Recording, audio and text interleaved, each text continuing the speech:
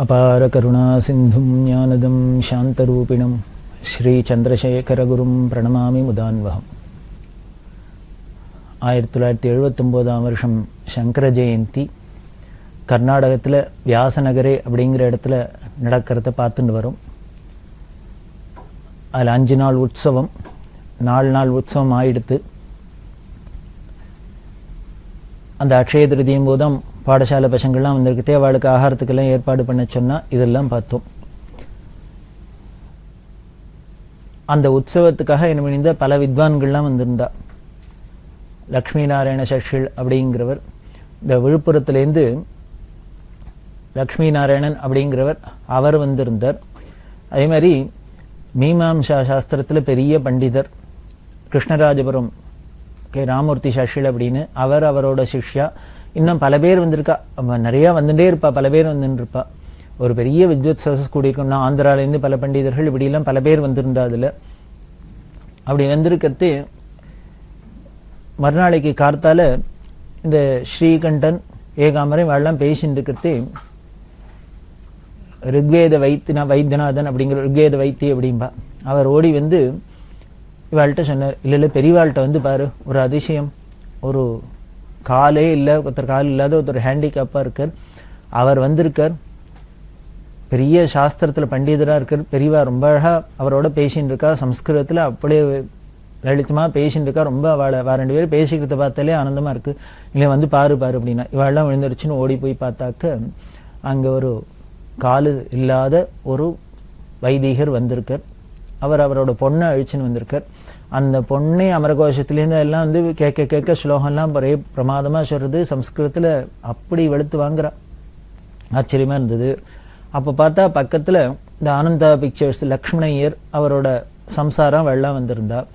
இவெல்லாம் எப்பொழுதும் ரெகுலராக மடத்துக்கு வருவா. ஏகாம்பரம் லக்ஷ்மணையர்கிட்ட விசாரிச்சார், மாமா எப்போ வந்துடுங்க அப்படின்னா, இல்லை ராத்திரி நாங்கள் 10 மணி இருக்கும், 10:30 மணிக்கு வந்தோம் அப்படின்னா. இவர் முத நாள் என்ன பண்ணார், இந்த களப்பில் ஏகாம்பரம் வெள்ளம் கைங்கரி மன்றவாள்லாம் பெரியவா பிக்ஷானோன்னு இவாளும் ஏதோ ஆரத்து பண்ணிட்டு தூங்கி போயிட்டா. அதுக்கப்புறம் இவ வந்திருக்கா, அது இவருக்கு தெரியாது. இந்த சாஸ்திரிகள் யாரு இப்படின்லாம் விசாரிக்கிறது ஆனந்தாபிச்சேஸ் லக்ஷ்மணியர் சொன்னார், ராத்திரி 10:30 மணிக்கு வந்தோம். வந்தோடனே பெரியவா அப்பவும் தரிசனம் கொடுத்தா. பெரியவா தரிசனம் பண்ணினோன்னு பெரியவா கேட்டா, நீ என்ன காரில் வந்திருக்கியா அப்படின்னு கேட்டா, ஆமாம் அப்படின்னு சொன்னோன்னு, நீ ஒன்று பண்ணு, இங்கே ரமேஷ் பட்டு அப்படின்னு இருக்க, இந்த ரமேஷ் பட்டை அழிச்சுக்கோ, உன்னோட காரை எடுத்துக்கோ, நேர பக்கத்தில் கதக்குன்னு இருக்கு, இந்த கதக்குக்கு பக்கத்தில் முலுகுந்து அப்படின்னு ஒரு இடம் இருக்கு, ஒரு கிராமம். அந்த முலுகுந்து அப்படிங்கிற இடத்துல ஸ்ரீபாத சஷ்டில் அப்படின்னு ஒரு பெரிய வித்வான் இருக்கார், அவர் பெரிய சாஸ்திரஜர். அதனால இப்போ சங்கர ஜெயந்தி உற்சவம் நடக்கிறதுனால அவரை போய் நீ அழிச்சுனுவா அவனோட காரில் அப்படின்னா. இது பெரியவா உத்தரவு பண்ணிட்டா. ராத்திரி 10:30 மணிக்கு உத்தரவு பண்ணியிருக்கா.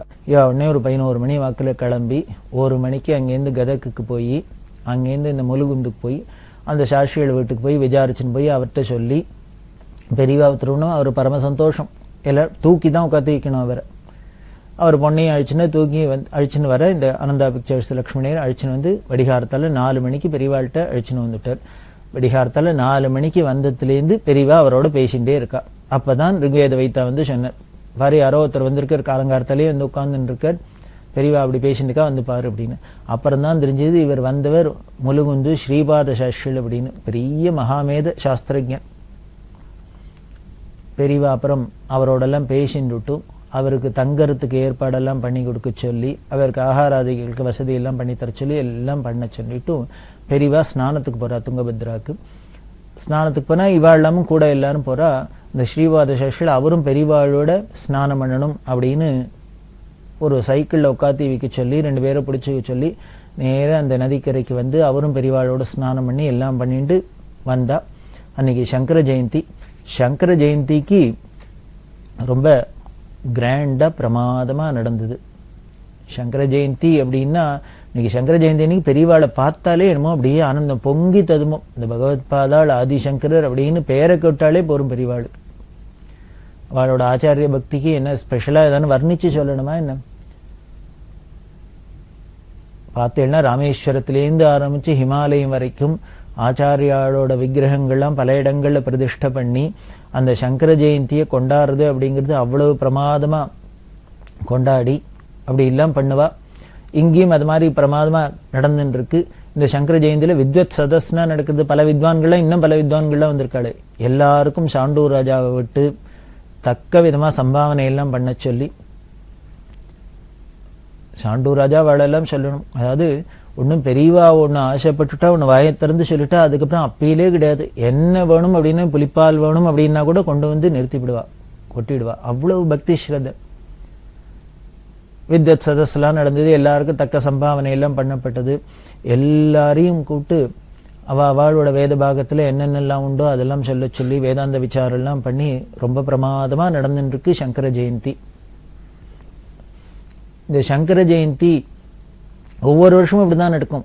ஒவ்வொரு வருஷமும் இந்த இடத்துல பார்த்தேன்னா ஒன்றும் கிடையாது. எல்லாரும் இப்பதான் அன்னைக்கு தான் அமாவாசை அன்னைக்கு தான் வந்திருக்கா. ஆனா அந்த வந்த அன்னிலேருந்தே ஆரம்பிச்சு கோலாகலம் ஆரம்பிச்சு கொடுத்து இப்படி ஒவ்வொரு இடத்துலையும் சங்கர ஜெயந்தி. இந்த சங்கர ஜெயந்தியில ஊர்வலம். இந்த ஊர்வலத்துல பெரியவாளே முதல்லயே சாமரம், இந்த வேஜனம், சத்திரம் இதோடெல்லாம் தான் இந்த ராஜலட்சணத்தோடு தானே பண்ணணும் அப்படின்னு மங்களவாதியம் இதோட தானே பண்ணணும்னு சொல்லியிருக்கா. அந்த நதிக்கரைக்கு எடுத்துன்னு போய் அபிஷேகம் பண்றதுக்கு ஊர்வலம்லாம் வரத்தி பெரியவா என்ன பண்ணினா அந்த மயில் தொகை சாமரத்தை வாங்கிண்டு தானே ஆச்சாரியாளுக்கு விசிறிண்டு சாமரம் போட்டுண்டு நடந்து வந்தது. கண்கொள்ளா காட்சியா இருந்தது. அது எப்படி இருந்தது அப்படின்னா, அதை பார்த்தவாளுக்கு பெரிய ஒரு குருட்ட பக்தி பண்ணணும்னா எப்படி பண்ணணும், இப்படித்தான் பண்ணணும் அப்படிங்கிறாப்புல நடத்தி காமிச்சா பெரியவா. பெரியவா ஒரு பெரிய பீடாதிபதியா இருக்கலாம், ஆச்சாரியாளா இருக்கலாம். இருந்தாலும் தான் எப்படி நடந்து காமிக்கிறான்னு தன்னோட ஆச்சாரியர்கள் அப்படிங்கிறது இவ சர்வசாதாரணமா இனிமே இதுக்கு மேல பவ்யமா ஒரு சிஷ்யன் இருக்க முடியாது அப்படிங்கிறப்பல தான் நடந்து காமிக்கிறா. அப்படிதான் நடந்து காமிச்சா. இந்த சாமரம் போட்டுன்னு எல்லாருக்கும் கண்ணால தரதரையா தண்ணி கொட்டுது. ஐயோ பெரியவா தண்டத்தையும் தூக்கிண்டு சாமரத்தையும் இந்த போட்டுன்னு இந்த மயில் தொகையும் விசிறிண்டு வர அப்படின்னு பார்த்தா அப்படி ஆனந்தமா இருந்தது. இப்படி எல்லாம் ஊர்வலம் முடிஞ்சது. வந்தா வித்வத் சதஸ், வாக்கியார்த்த சதஸ் எல்லாம் நடந்துட்டு இருக்கு. இப்படி ஒவ்வொரு சமயமும் அப்படிதான் இருக்கும். இந்த ஊர்வலம் அப்படின்னு ஞாபகம் வருது. இவா பெரியவா யாத்திரையில இருக்கிறதே காசி யாத்திரை போதும் திருடமருதூர்ல ஒரு சங்கர ஜெயந்தி நடந்தது. புஷ்ய மண்டப துறையிலேருந்து ஆரம்பிச்சு 5 நாளைக்கு ஊர்வலம்னா மகாலிங்க சுவாமியோட 4 ராஜவீதியும் ஊர்வலம் வந்து ராஜரத்னம் பிள்ளை முதலான பிரபல நாதஸ்வர வித்வான்கள்லாம் சுவாமிக்கு ஊர்வலத்துல வாத்தியம் வாசிக்க, இனிமே இதுக்கு மேல இனிமே இவ்வளவு கிராண்டா, இதை விட விமர்சையா, இதை விட பக்தி ஸ்ரத்தையா உலகத்துல ஒரு சங்கர ஜெயந்தி நடக்க முடியாது அப்படிங்கிறப்பல நபூதோ ந பவிஷ்யதி அப்படிங்கிறப்பல அதுக்கு முன்னாலேயும் நடந்திருக்க முடியாது, இனிமே பின்னாலேயும் நடக்க முடியாது அப்படிங்கிறப்பல பெரியவா கொண்டாடினா. அதுல ஒரு ஸ்பெஷல் என்ன அப்படின்னா, இந்த புஷ்ய மண்டபத்தை காவேரிக்கரை புஷ்ய மண்டபத்துறையிலேருந்து பகவத் பாதால ஒரு ரதத்துல தேர்ல அலங்காரம் பண்ணி 4 ராஜவீதியும் அழிச்சுட்டு ஊர்வலமா வருது அப்படின்னு சொன்னோம் இல்லையா. இந்த 4 ராஜவீதியிலையும் பெரியவா எப்படி வந்தா அப்படின்னா, இப்ப இந்த வியாசநகரையில எல்லாம் பின்னால வந்தா அப்படின்னா சைட்ல சாமரம் போட்டுன்னு வந்தா அப்படின்னு. ஆனா அந்த வருஷம் இந்த திருடமருதூர் சங்கர ஜெயந்தியில பெரியவா எப்படி வந்தான்னார், ஆச்சாரியால தரிசனம் பண்ணிட்டு பின்னாலையாலேயே நடந்துட்டு.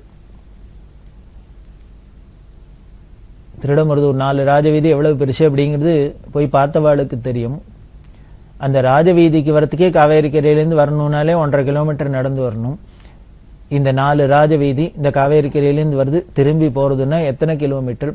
அந்த அத்தனை கிலோமீட்டரும் பெரியவா பின்னால பின்பக்கமாவே நடந்து வரா அப்படின்னாக்க அது என்ன யோகீஸ்வரன்னு சொல்றதா, என்ன அவரை என்ன వ్యక్తిன்னு, அதாவது ஒன்னே ஒண்ணு சொல்லலாம், இது நம்மள மாதிரி சாதாரணமா பாஞ்ச பௌதிகமான ஒரு மனுஷ వ్యక్తి இல்ல, அது தெய்வீகமான ஏதோ ஒரு வஸ்து அப்படின்னு சொல்லலாம். இவரோட அந்த தெய்வத்தன்மைய தெய்வீகத்தை வேற விஷயங்கள்லாம் தெரிஞ்சுன்னு பெரிய நாம வந்து வேதாந்த விசாரம் பண்ணி எல்லாம் தெரிஞ்சுக்க வேண்டாம். சாதாரண மனுஷாலாலெல்லாம் பண்ண முடியாதெல்லாம் இவர் சர்வசாதாரணமா பண்ணி காமிப்பார். ஒண்ணு ஒரு வேடிக்கைக்கு ஒண்ணு உதாரணத்துக்கு சொன்ன முடியும்னா, நீங்க சில வீடியோலாம் இருக்கு, அதுல பார்த்தீங்கன்னா தெரியும். இவ 90 வயசுக்கு 92 வயசுக்கெல்லாம் இப்படி குத்துட்டுன்னு உட்கார்ந்துட்டு இருப்பா. ஏந்திருக்கணும் அப்படின்னா தடார்னு அப்படியே ஏந்திருப்பா. நாமளா இருந்தா இதை பிடிச்சுன்னு அதை பிடிச்சுன்னு இது பண்ணிட்டு அதுவும் மணிக்கணக்கா உட்காந்தோன்னா கால் மரத்து போயிடும். அது இனிமே காலை சரி பண்ணிட்டு ஏந்திருக்கிறதுக்கெல்லாம் எவ்வளவு சிரமப்படுவோம். ஆனா பெரியவா கால் மேல காலை போட்டு சப்பலாம் போட்டுன்னு உட்கார்ந்து இருந்தாலும் மணிக்கணக்கா உட்கார்ந்துட்டு இருப்பா. ஏந்திருக்கணும் தடார்னு ஏந்திருப்பா. இப்படி அப்படின்னு ஒரு சப்போர்ட் இல்லாத அப்படின்னா இதெல்லாம் சாதாரண மனுஷால இல்லை என்னதான் பெரிய கெட்டிக்காரனா இருந்தா கூட தெம்பா இருக்கிறவனால கூட பண்ண முடியாது. அதெல்லாம் சர்வசாதாரணம். அதுக்கு சொல்ல வரேன், இந்த திருடமருதூர் சங்கர ஜெயந்தியில பின்னாலேயே நடந்துன்னு வந்தா அப்படின்லாம் சொல்றோம். இந்த சங்கர ஜெயந்தி அதை எப்படி கொண்டாடணும் அப்படிங்கிறதே இந்த திருடமருதூர்னு இன்னொன்னு ஞாபகம் வருது. ஸ்ரீவத்ச சோமதேவ சர்மா அப்படின்னு ஒரு பெரிய மகா வித்வான் இருந்தார். புராண இதிகாசங்கள்லாம் ரொம்ப கரகண்டவர். பெரியவா சொல்லி 18 புராணத்தையும் பிரவச்சனம் பண்ணினார், எல்லாம் பண்ணினார்.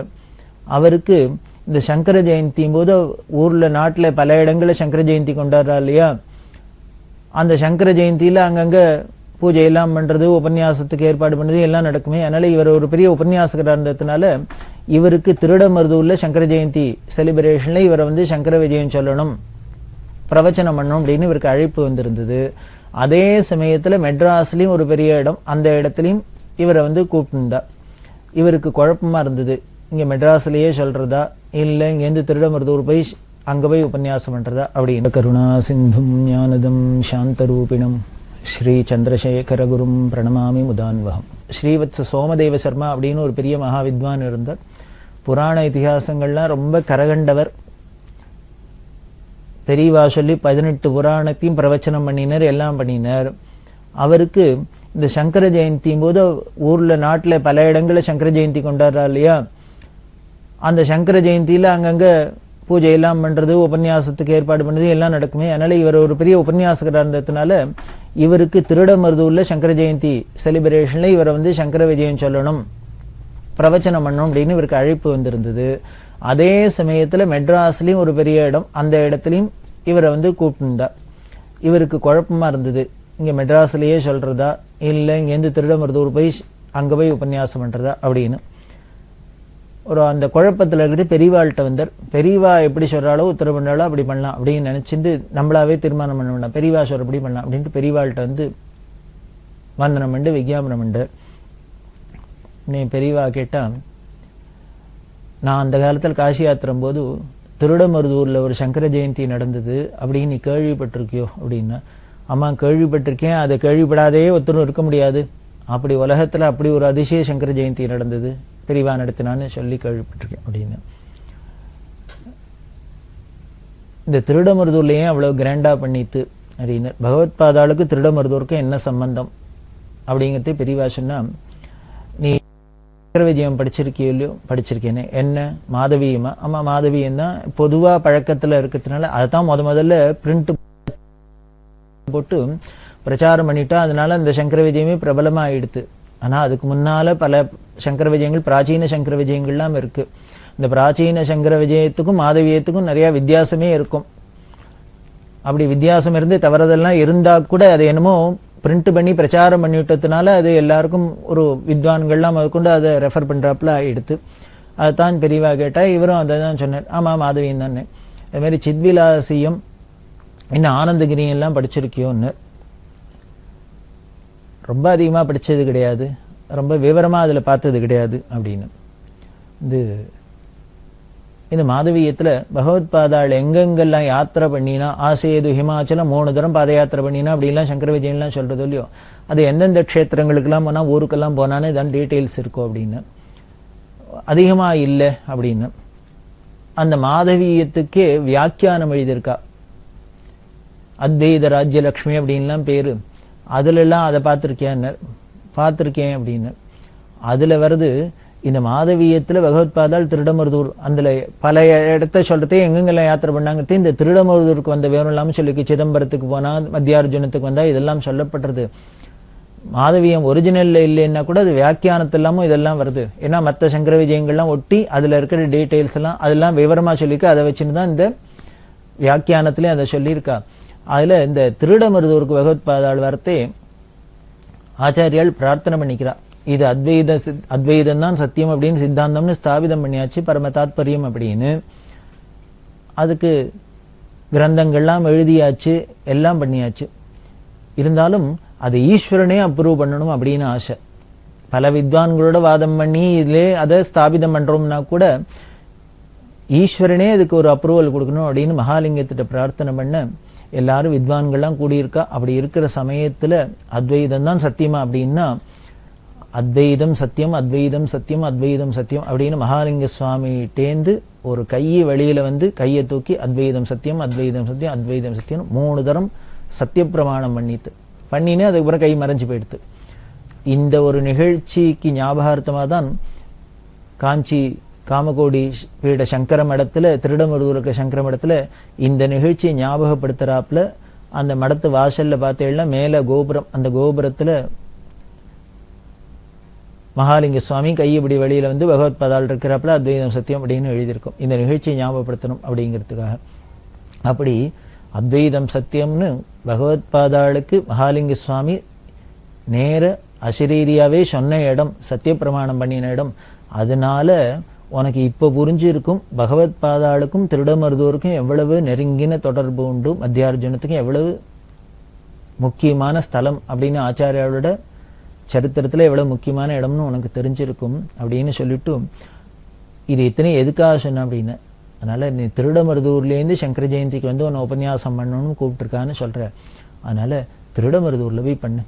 இந்த திருடமருதூருக்கும் பகவத் பாதாளுக்கும் என்ன சம்பந்தம்ங்கிறது இதுலேருந்தே தெரியறது. சத்திய பிரமாணம் பண்ணின இடம். அதனால அங்க போய் சங்கர விஜயம் சொல்லும் உபன்யாசம் அப்படின்னு. சோமதேவ சர்மா ரொம்ப மகிழ்ந்து ஒரு இடத்துல அந்த எப்படி அதோட இடத்தெல்லாம் நாம தராதரம் நிர்ணயம் பண்ணிக்கிறோம், உன்னோட பெருமையை எப்படி தெரிஞ்சுக்கிறோம் அப்படின்னு இது மாதிரி விஷயங்கள் மூலியமா தான் தெரிஞ்சுக்கலாம். இதெல்லாம் பெரியவா நமக்கு ஒரு ட்ரைனிங் மாதிரி கொடுக்குறா. எந்த ஒரு விஷயமா இருந்தாலும் அதுல இப்படிலாம் அதுல உள்ள மெரிட்ஸ் டிமெரிட்ஸ் எல்லாம் பார்த்து பார்த்து பார்த்து நாம எதுக்கு வேல்யூ கொடுக்கணும், எதுக்கு இம்பார்ட்டன்ஸ் கொடுக்கணும்னு தெரிஞ்சுக்கணும். அதனால அங்க போய் பண்ணு அப்படின்னா அது சொல்றதே. இன்னும் நீ மாதவியம் தான் படிச்சிருக்க, இன்னும் வியாசாச்சலியும் ஆனந்தகிரியும் இல்லாம நன்னா பார்த்துக்கோ. இந்த மாதவியத்துக்கே வியாக்கியானம் இருக்கிற அத்வைத ராஜ்யலட்சுமி இல்லாம நன்னா பார்த்துன்னுட்டு விவரமா எது உண்மையோ எது உனக்கே தெரியும் பிராச்சீனமோ அதை எடுத்து சொல்லு எல்லாருக்கும் அப்படின்னு சொல்லி அனுப்பிச்சா. அந்த சங்கர விஜயம், திருடமருதூர் ஊர்வலம், சங்கர ஜெயந்தி அப்படின்னாலே இதெல்லாம் தான் ஞாபகம் வருது. இப்படி ஒவ்வொரு விஷயத்திலும் பெரியவா பார்த்து பார்த்து சொல்லியிருக்கா. அப்படி பண்ற சங்கர ஜெயந்திய பெரியவா உண்டானா பிரதோஷ மாமா அப்படின்னு பரம பக்தர் பெரியவா ஜெயந்திய வைகாசி அனுஷத்தை கொண்டாடுவர். மாசமே பெரியவாளோட திருநக்ஷத்திரமா அனுஷத்துக்கு ரொம்ப நன்னா பண்ணுவா. அவ ரயில்வேல உத்தியோகமாக இருந்தா, எழும்பூர்ல ரயில்வே குவார்டர்ஸ்ல இருந்தா. அப்படி பண்ணணும் அப்படின்னு ஆசைப்பட்டு பெரியவாள்கிட்ட கேட்கறது நடந்துன்னு வந்துன்னு இருக்கு. அப்போ திருப்பி போய் ஒரு தரம் பெரியவாள்கிட்ட பேசினு பெரியவா சொன்னா, அதெல்லாம் இனிமே எனக்கு ஒன்றும் பண்ண வேண்டாம், அவரை பண்ண வேண்டாம்னு சொல்லு அப்படின்னு. மாமாவுக்கு ரொம்ப தாபமா இருந்தது. நம்ம என்ன பெரியவாளை கொண்டாடுறது தானே நம்மளோட வேலை. சிஷ்யாளுக்கு வேலை, பக்தாளுக்கு வேலை என்னென்ன பகவானை கொண்டாடுறது தான். அதுக்கு ஒன்றும் பகவான்கிட்ட உத்தரவு கேட்க வேண்டாம். உனக்கு நானுமே தங்க கவச்சம் பண்ண போறேன், வயிறு கிரீடம் பண்ண போறேன், உனக்கு தங்கத்தேர் பண்ண போறேன், உனக்கு புளியோதர நைவேத்தியம் பண்ண போறேன், வடமாலை சாத்த போறேன்னு சுவாமியில உங்களுக்கு சம்பந்தமான எந்த சுவாமிகிட்டேன்னு நம்ம எதாவது உத்தரவு கேட்கணுமே. நமக்கு பக்தி இருக்கு, பிரியம் இருக்கு, என்ன வசதி இருக்கோ அதுக்கு ஏத்தாப்புல நாம கொண்டாடி ஆனந்தப்பட போறோம். இதான நியாயம். ஆனா பெரியவா இங்க என்ன பண்ணினா பண்ண வேண்டாம்னு சொல்லு அப்படின்னா உன்னை கூட கைங்கர் பாலுன்னு அவர் சொன்னார். அவர் அழறர், அவர் வருத்தப்படுறார். பெரியவா ஏன் அதை தடுக்கணும்? பெரியவாளுக்குன்னு எதுவும் வேண்டாம் பண்ண வேண்டாம்னா கூட பெரியவாளுக்கு பண்றதுனால யாருக்கான ஒரு சந்தோஷம் வந்துன்னா வந்துட்டு போட்டுமே, அதுக்கு பெரியவா குறுக்க நிற்பானே, அதை தடுப்பானே, பண்ணட்டும் அப்படின்னு. பெரியவா உத்தரவு பண்ண வேண்டான்னு சொல்லக்கூடாது அப்படின்னு உன்னை பெரியவா சிரிச்சுன்னே சொல்றா.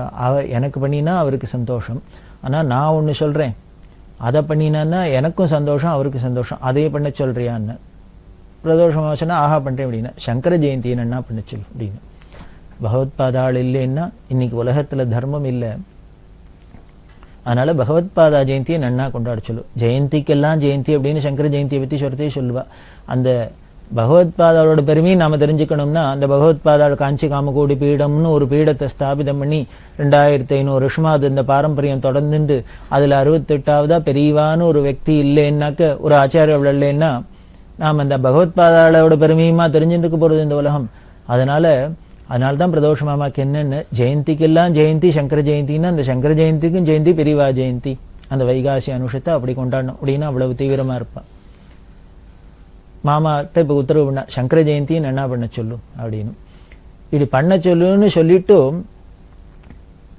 எப்படி பண்ணணும்னு வேற சொன்னான். அந்த எக்மோர்ல ரயில்வே குவார்டர்ஸ்ல கார்த்தலா ஆயுஷ ஹோமம், அவகந்தி ஹோமம் இதெல்லாம் நடக்கும். அப்புறம் பகவத்பாதாவோட அவதாரகட்ட படிச்சுட்டு வரதானம் பண்றது, இன்னும் பானகம் நீர்மோர் இதெல்லாம் கொடுக்கறது, விசிறி கொடுக்கறது எல்லாம் நடக்கும். வித்வான்கள் விட்டு படிக்கிறது. அதுல ஒரு ஐட்டம் பெரியவா சேர்த்தா பிருகுவல்லி பாராயணம் பண்ண சொல்லு அப்படின்னு. அதாவது தைத்திரிய உபனிஷத்துல ஒரு போர்ஷன் பிருகுவல்லி அப்படின்னு பேரு. பிருகுங்கிற ரிஷிக்கு வருணன் அவ அப்பா, அவர் ஆத்ம தத்துவத்தை உபதேசம் பண்றது, அதுதான் பிருகுவல்லி அப்படிங்கிறது. ரொம்ப வேதாந்தபரமானது, ரொம்ப ஆனந்தத்தை கொடுக்கக்கூடிய, ரொம்ப சிம்பிளா புரியக்கூடியது. அதனால பெரியவா என்ன சொன்னா, அந்த சங்கர ஜெயந்தியில பகவத்பாதாள்னாலே நமக்கு முக்கியம் என்ன, அந்த வேதாந்த விசாரம், அந்த ஆத்மஸ்வரூபத்தை தெரிஞ்சுக்கிறது, அத்வைத அனுபூதி அடையிறது தானே அவளுக்கு பண்ற பெரிய உற்சவம். அதனால அதுவும் வரணும் அப்படிங்கிறதுனால அதுக்கு ஒரு அங்கமா அந்த பிருகுவல்லி ஒரு சாட்சியல் பேரை சொல்லி, ஒரு வித்வான் பேரை சொல்லி அவரை விட்டு பாராயணம் பண்ண சொல்லு அப்படின்லாம் சொல்லியிருந்தா, பாராயணம் பண்ணிச்சு நீனும் சம்சாரமும் கேட்கணும் அப்படின்னு. அதாவது இந்த ஆர்கனைசர்ஸ் எல்லாம் நம்ம ஒன்று பண்ணினோம்னா என்ன பண்ணணும், நம்ம எல்லாத்தையும் ஆர்கனைஸ் பண்ணிட்டு மற்றவாள்லாம் அனுபவிச்சுட்டுப்பா, நம்ம பாட்டுக்கு எங்கேயான மற்ற காரியமா இருப்போம், அது இருக்கக்கூடாதுன்னு பெரியவா எங்க என்ன பண்ணா, நீனும் உன் சம்சாரம் உட்காந்துன்னு கேட்கணும் அப்படின்னே சொன்னான். அதை பிருகுவல்லி பாராயணம் பண்ண சொல்லி, அதை சிரவணம் பண்ண சொல்லி, மாதிரி சாயந்தரம் ஊர்வலம் நடக்கும். பகவத்பாதாள் படத்த ஊர்வலம் நடந்தா அந்த ஊர்வலம் எப்படி நடக்கணும் அப்படிங்கிறதே பெரியவா முன்னால மங்களவாத்தியம் போகணும், யானை குதிரை இது மாதிரி எல்லாம் போகணும், ரிஷபம் யானை குதிரை இதெல்லாம் போகணும், வேத கோஷம் இருக்கணும், வேத பாராயணம் பண்ணிட்டு போகணும். அதுமாரி ஒரு பக்கம் நாம சங்கீர்த்தனம், மராட்டி பஜனை அப்படின்னு பெரியவா சொன்னது, அவங்க பஜனை பண்ணிட்டு போகணும். ஏன்னா எத்தனையோ மகான்கள்லாம் நாமம் அப்படின்னாலே பாண்டுரங்கன், நாம பக்தி அப்படின்னாலே இந்த மராட்டி சாதுக்கள்லாம் பண்ணிக்க, இந்த சந்துக்கள்லாம் பண்ணிக்க, அபங்கத்தை கேட்டாலே கல்லுங்கரஞ்சு பக்தி இல்லாத பக்தி வர. அதனால நாம சங்கீர்த்தனம்